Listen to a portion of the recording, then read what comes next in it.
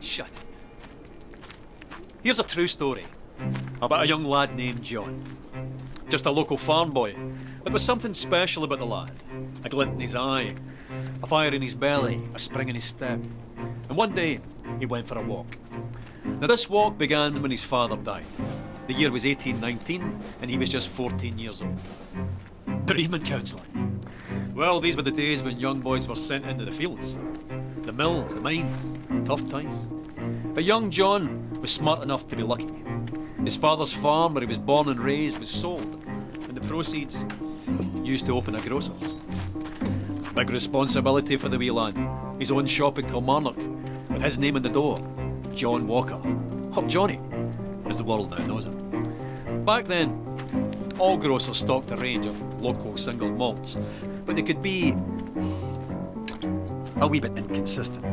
For John, that wasn't good enough. He began blending different malts together as a way of offering his customers a consistent, unique product. Now this backroom art quickly developed into a commercial proposition, and a very profitable one.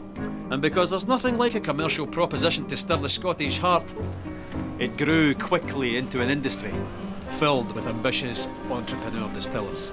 John thrived in this environment, and so too soon with his sons, Robert and Alexander, who joined him on his journey. The Walkers became the biggest name in a rapidly growing industry. They were unstoppable. In one bold bit of 19th century corporate raiding, they bought the famed distillery at Cardew, lock, stock and ensuring their supply of this silky single malt, and guaranteeing, more importantly, that none of the other big blenders could get their hands on it. But young Alexander wasn't content with being Scotland's biggest blender. Not ambitious enough for him, no. He convinced the ship's captains of Glasgow to act as agents for him, and drove the whisky bearing his father's name across the globe. By 1860, he had developed the square bottle. Now, with a label at an angle of precisely 24 degrees. No big deal, you might think, but you'd be wrong. The square bottle meant less breakages and more bottles per shipment. The diagonal label meant larger type, and together that meant Johnny Walker had unmistakable presence on any shelf in the world. The bottle became an icon, and the rich liquid it contained sought after and consumed across the globe. Quite a character, Alexander Walker. Master of the blender's art. Ambitious, uncompromising, Mr. Walker. It was John's grandsons, George and Alexander II's turn to join him on his journey. They led the brand into the 20th century. By 1909, they had developed the iconic red label and black label, and persuaded Tom Brown, the best young illustrator of the day, to sketch a striding man in a napkin during a business lunch.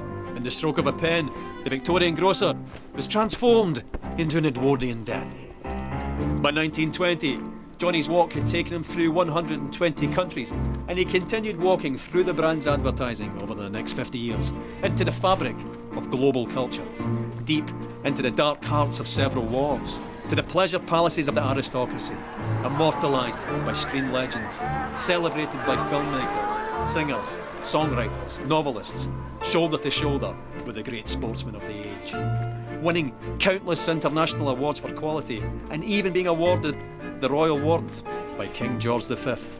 No going back after that. Not that going back would even have occurred to Johnny or any of his family.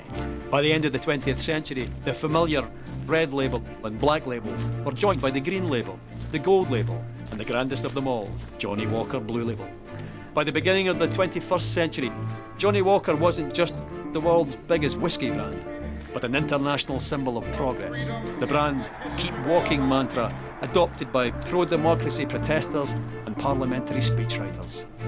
What would the farm-born Victorian grocer have thought of all of this? He'd have loved it. A Victorian farm-born grocer he might have been, but he and the family that followed him were possessed by a fiery ambition with the skill and intelligence to match. 200 years later, and Johnny Walker's still walking, and he's not showing any signs of stopping.